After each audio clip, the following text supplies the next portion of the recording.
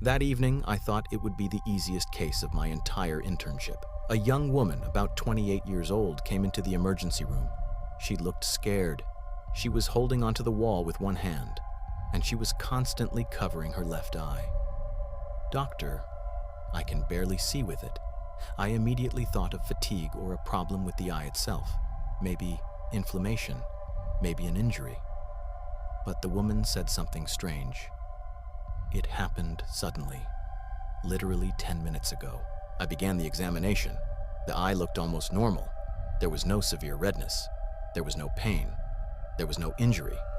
And that was what alarmed me. If the problem was in the eye, why did it look healthy?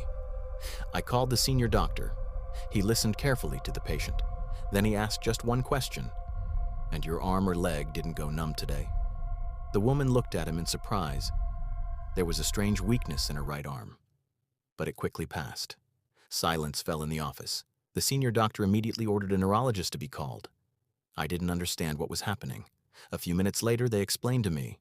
It wasn't a problem with her eye, and it wasn't even a problem with her vision. It was a transient ischemic attack, a mini-stroke, a brief interruption in the blood supply to the brain, a warning before a major stroke.